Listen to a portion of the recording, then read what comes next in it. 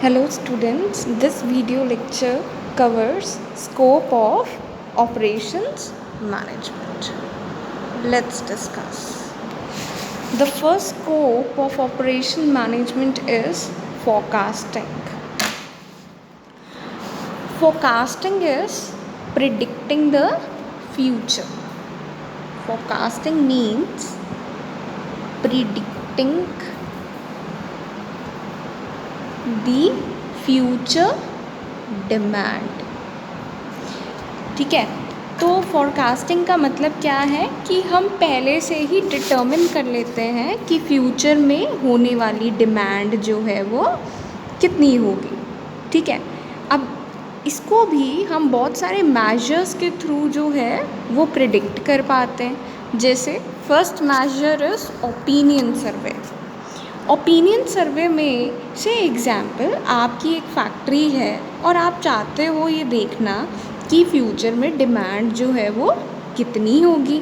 तो आप क्या करेंगे, आप ओपिनियन सर्वे कर सकते हो. ओपिनियन सर्वे का मतलब है आपके जितने भी डिस्ट्रीब्यूटर्स हैं, जैसे कि होलसेलर या रिटेलर, आप उनसे पूछ सकते हैं कि मार्केट में जो डिमांड है वो कैसी है, और उनसे पूछकर आपको ये पता चल जाएगा कि आने वाले दिनों में जो मार्केट डिमांड है वो क्या होगी, ज़्यादा होगी या कम होगी. से एग्ज़ाम्पल, आपकी फैक्ट्री है, ठीक है, आपने अपने डिस्ट्रीब्यूटर से पूछा भाई डिमांड कितनी है आज के टाइम पे. वो बोल रहे हैं कि कोविड के कारण जो है आज के टाइम पे जो कस्टमर है वो क्या है, डिमांड कम कर रहा है. तो ऑब्वियसली मैं क्या करूँगी, फ्यूचर डेज़ में या अभी जो प्रोडक्शन मुझे करना है तो वो मैं क्या कर दूँगी, कम कर दूँगी, मैं प्रोडक्शन कम करूँगी. ठीक है, और कैसे आप प्रेडिक्ट कर सकते हैं future demand, through market trial.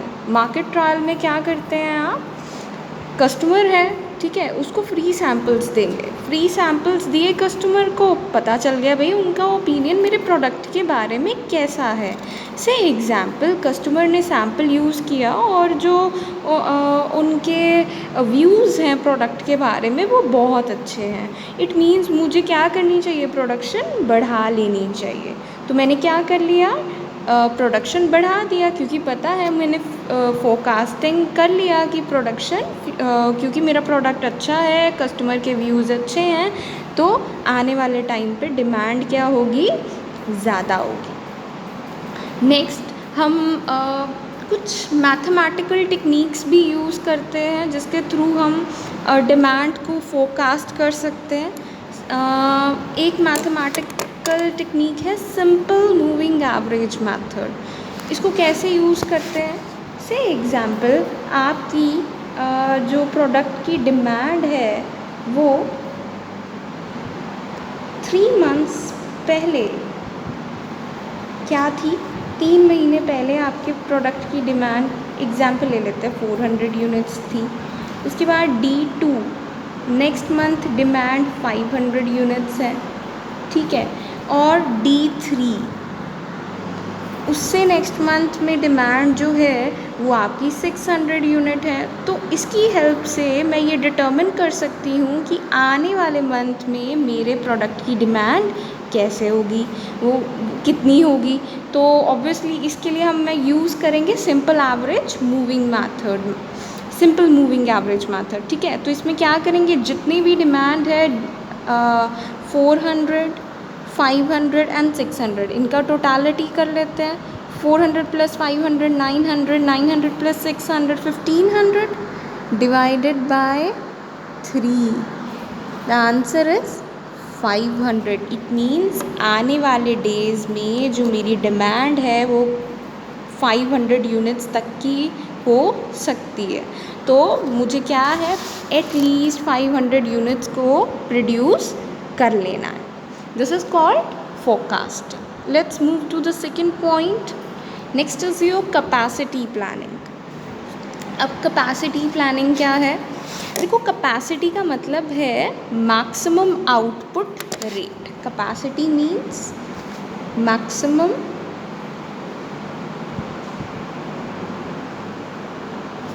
output rate.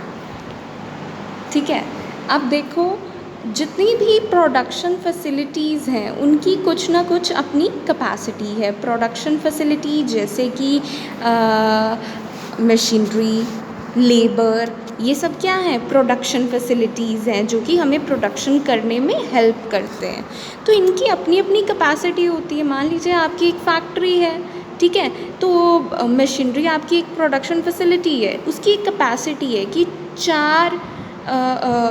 एक वीक में वो 500 यूनिट्स प्रोड्यूस कर सकती है, उससे ज़्यादा जो है वो यूनिट्स प्रोड्यूस नहीं कर सकती। अगर एक वीक में 500 यूनिट्स हैं तो मैं बोल सकती हूँ कि एक मंथ में 500 इंटू 4 2000 यूनिट्स प्रोड्यूस करने की मशीनरी की क्या है, कैपेसिटी है।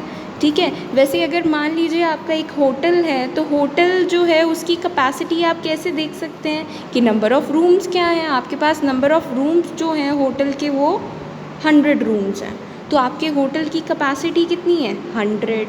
मान लीजिए आपका एक हॉस्पिटल है, हॉस्पिटल में बेड्स जो हैं वो आपके 500 बेड्स अवेलेबल हैं, तो आपके हॉस्पिटल में कैपेसिटी कितनी है, 500 बेड्स की। तो कैपेसिटी मीन्स मैक्सिमम आउटपुट। तो यहाँ पे कैपेसिटी प्लानिंग में आप क्या करते हैं, आप इन रिसोर्सेज को ऐसा यूज़ करते हैं ताकि फ्यूचर में आप जो है डिमांड जो है वो मीट कर पाएँ। आपको कैसे अपनी कैपेसिटी का यूज़ करना है, मशीनरी का आपको कैसे यूज़ करना है, कैसे फुल यूटिलाइजेशन करना है ताकि आप फ्यूचर में अपनी डिमांड जो है वो क्या कर पाएँ, मीट कर पाएँ। This is called capacity planning. Let's move to next point. Next is your scheduling. अब ये स्केड्यूलिंग क्या है, स्केड्यूलिंग मीन्स डिसाइडिंग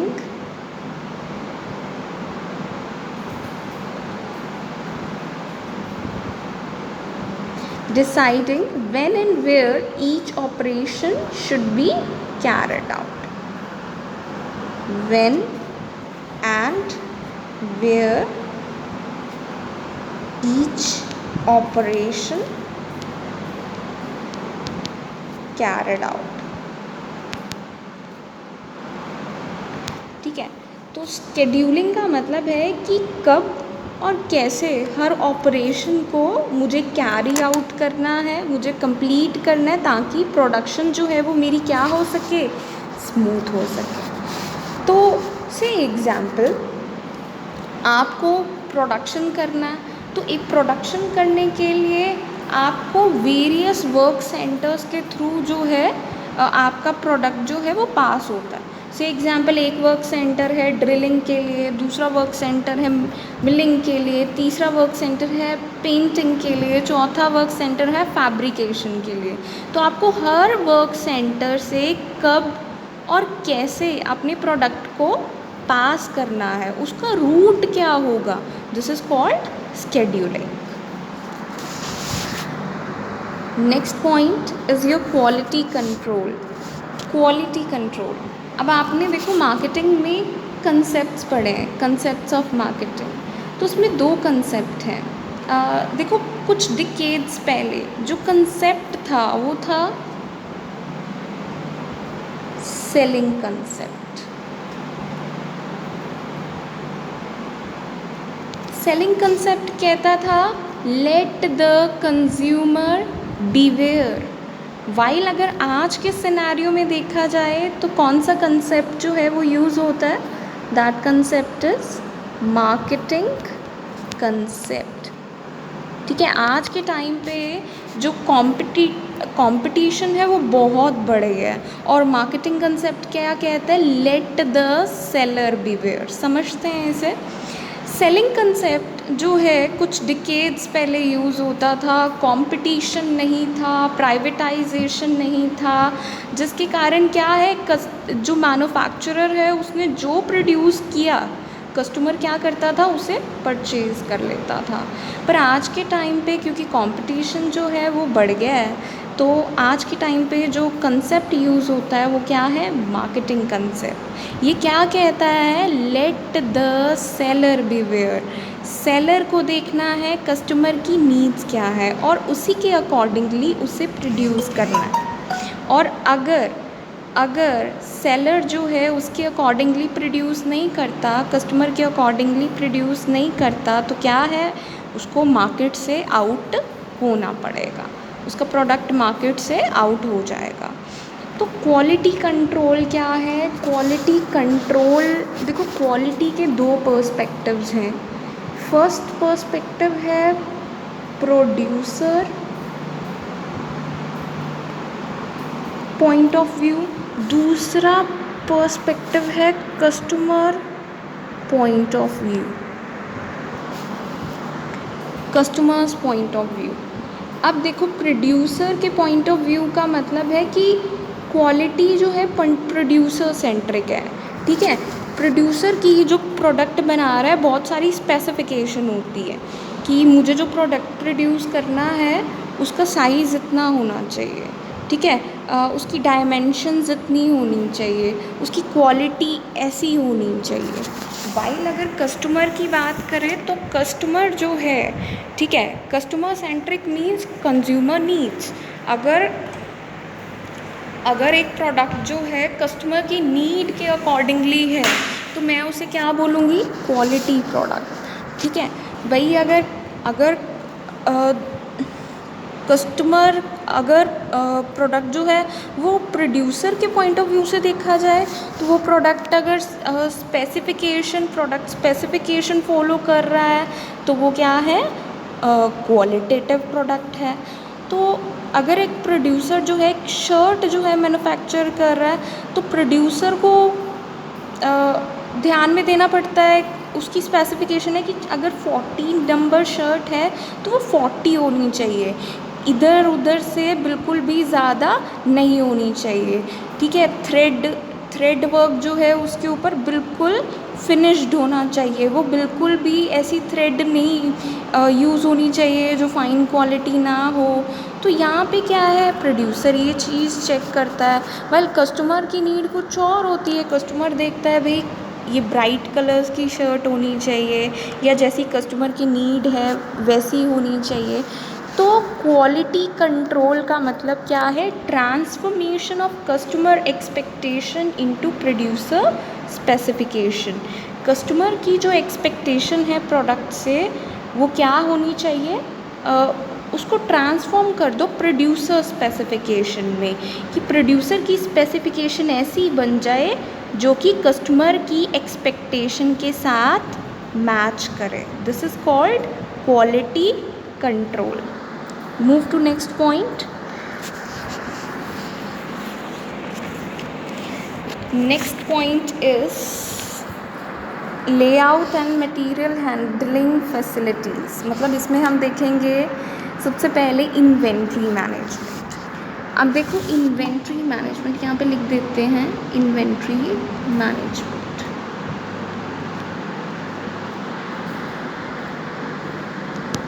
ठीक है।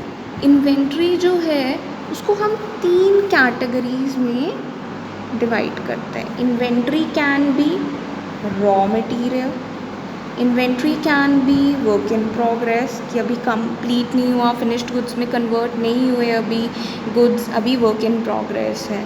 और third is your finished goods. तो यहाँ पे वो क्या कह रहा है, inventory management means planning, organizing, handling and storing with optimal cost to meet consumer demand. अब इसको समझते हैं। इन्वेंट्री को देखो मैनेज करना है, कैसे मैनेज करते हैं?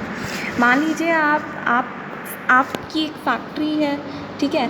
गुड्स जो हैं आप क्या करते हैं, सप्लायर से मंगवाते हैं। जब गुड्स सप्लायर से मंगवाते हैं तो हमें काफ़ी तरह की कॉस्ट जो है इनकर करनी पड़ती है, जैसे कि transportation cost, inspection cost, insurance cost, ठीक है। मतलब अगर सप्लायर से प्रोडक्ट मेरी फैक्ट्री तक पहुंच रहा है तो ट्रांसपोर्टेशन कॉस्ट इनकर करनी पड़ेगी। क्या प्रोडक्ट जो जैसा मंगवाया था वैसा है कि नहीं, वो इंस्पेक्शन कॉस्ट इनकर करनी पड़ेगी। और ऑब्वियसली अगर शिप्स के थ्रू दूर से प्रोडक्ट आ रहा है तो मुझे उसको क्या करना पड़ता है, उन गुड्स को इंश्योरेंस उनकी लेनी पड़ती है, ताकि बीच में अगर रॉ मटेरियल ख़राब भी हो जाए तो रिस्क मैं बेयर ना करूँ, वो इंश्योरेंस कंपनी बेयर करेगी। तो इंश्योरेंस कॉस्ट भी इनकर करनी पड़ती है। तो ये सारी कॉस्ट, इसको बोलते हैं ऑर्डरिंग कॉस्ट, ठीक है। तो जितने नंबर ऑफ़ ऑर्डर्स होंगे उतनी ही मेरी कॉस्ट जो है, ऑर्डरिंग कॉस्ट क्या होगी, बढ़ेगी। वाइल अगर एक ही बार में सारा मैं ऑर्डर मंगवा लेती हूँ तो ऑर्डरिंग कॉस्ट तो चलो कम हो गई, मुझे बार बार नहीं मंगवाना पड़ा। पर एक ही बार में अगर रॉ मटेरियल आ रहा है तो उसे स्टोर भी तो करना पड़ता है। अगर उस रॉ मटेरियल को स्टोर करना है, वेयर हाउसेस में मैं स्टोर करती हूँ, तो वेयर हाउस में स्टोर कर रही हूँ तो उसके लिए भी रेंट पे करना पड़ेगा। तो वो जो रेंट मैं पे कर रही हूँ, उसको स्टोर करने का जो खर्चा कर रही हूँ रॉ मटेरियल को, उसको बोलते हैं कैरिंग कॉस्ट और वेयर हाउसिंग कॉस्ट। तो मुझे दोनों में क्या करना पड़ता है, बैलेंस बना के चलना पड़ता है इन्वेंट्री मैनेजमेंट में, कि भाई एक बार में अगर ऑर्डर मैं मंगवा रही हूँ, एक बार में ज़्यादा मटेरियल मंगवा लिया तो ऑर्डरिंग कॉस्ट तो कम हो गई, पर कैरिंग कॉस्ट क्या हो गई, ज़्यादा हो गई। मुझे स्टोरेज के लिए ज़्यादा रेंट पे करना पड़ेगा।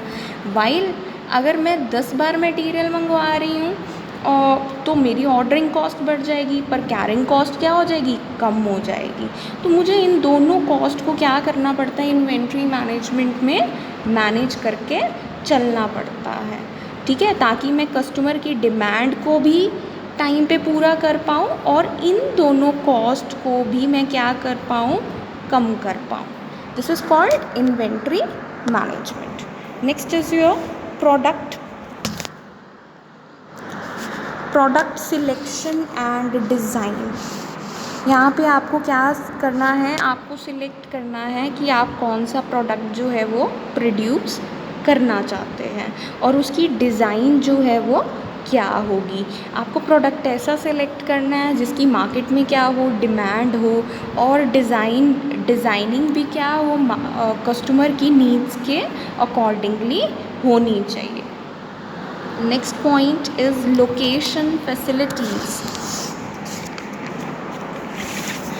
तो लोकेशन फैसिलिटीज़, यहाँ पे देखो प्लांट लोकेशन की बात कर रहे हैं। प्लांट लोकेशन,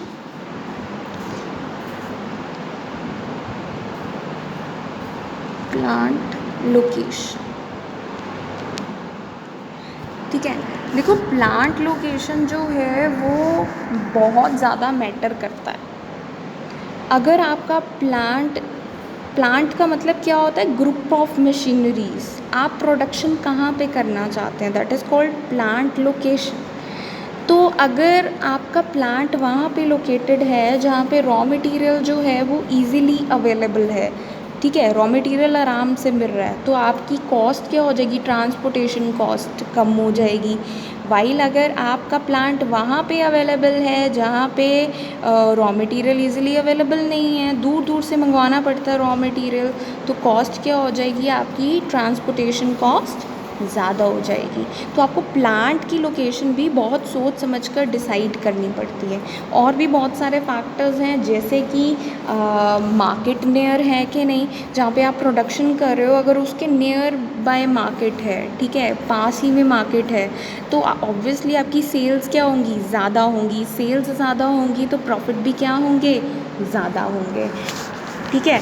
और देखना पड़ेगा जहाँ पे प्लांट आपने उसकी लोकेशन सेट की है, क्या वहाँ पे ट्रांसपोर्टेशन फैसिलिटी है कि नहीं। ऐसा ना हो कि विलेज एरिया में आपने प्लांट जो है वो सेटअप तो कर लिया पर वहाँ पे ट्रांसपोर्टेशन अवेलेबल है ही नहीं। तो आपको बहुत सोच समझ कर ये डिसाइड करना होता है कि कहाँ पे आप अपना प्लांट जो है वो सेट करेंगे। नेक्स्ट आपको ये भी देखना पड़ता है, क्या जहाँ पे आप प्लांट सेट कर रहे हैं क्या वहाँ पे लेबर अवेलेबल है कि नहीं, या चीप लेबर अवेलेबल है कि नहीं, सस्ते में काम हो जाए और क्या चाहिए। नेक्स्ट आपको ये देखना पड़ता है, क्या वहाँ पे पावर फैसिलिटी अवेलेबल है, इलेक्ट्रिसिटी फैसिलिटी अवेलेबल है कि नहीं। अगर इलेक्ट्रिसिटी नहीं होगी तो ऑब्वियसली प्रोडक्शन क्या होगी, कम होगी, ठीक है। तो आपको लोकेशन भी बहुत सोच समझ के डिसाइड करना पड़ता है, ठीक है। Next point, next is your operations research. देखो ऑपरेशंस रिसर्च में क्या आती है, वो सारी टेक्निक्स जिसकी हेल्प से एक बिजनेसमैन क्या है अपनी बहुत सारी प्रॉब्लम्स को सॉल्व कर पाता है। इसको एक एग्जाम्पल से समझेंगे। एग्जाम्पल, मान लीजिए आप एक बिजनेसमैन हैं, ठीक है, आपके पास 3 सबऑर्डिनेट्स अवेलेबल हैं, ए, बी, सी, और आपके पास 3 मशीनरी अवेलेबल है, मशीनरी 1, मशीनरी 2, मशीनरी 3। मान लीजिए अगर ए जो है मशीनरी 1 पे काम करता है तो उसकी कॉस्ट आती है 4 रुपीज़। मिस्टर ए जो है मशीनरी 2 पे अगर काम करता है, अपने ऑपरेशंस कैरी ऑन करता है, कॉस्ट आती है 5। मिस्टर ए अगर मशीनरी 3 पे अपनी ऑपरेशन कैरी ऑन करता है तो कॉस्ट आती है 6। वही बी जो है वो मशीनरी 1 पे अपने ऑपरेशंस कैरी ऑन करता है और कॉस्ट आती है 7। मिस्टर बी अगर M2 पे अपने ऑपरेशंस कैरी ऑन करता है, कॉस्ट आती है 4। और ऐसे ही सबकी लिख लेते हैं। तो ये बिजनेसमैन जो है बहुत बड़ी प्रॉब्लम को फेस कर रहा है कि कौन से वर्कर को कौन सी मशीन दी जाए ताकि कॉस्ट क्या हो, ऑप्टिमम हो। तो ऑपरेशंस रिसर्च जो है वो हमें बहुत सारी टेक्निक्स प्रोवाइड करता है जिसके थ्रू हम ये डिसीजंस जो हैं इजीली ले सकते हैं। तो इस प्रॉब्लम को सॉल्व करने के लिए ऑपरेशंस रिसर्च में जो टेक्निक यूज़ होती है वो है हंगेरियन मेथड। तो आपको क्या है, ऑपरेशंस रिसर्च बहुत सारी टेक्निक बताता है, इसको हम सॉल्व करते हैं इस क्वेश्चन को, और उससे हमें पता चल जाता है कि किस वर्कर को कौन सी मशीन दी जाए ताकि कॉस्ट क्या हो, कम से कम हो। Next is your supply chain management. Supply chain management में क्या है, it involves flow of all activities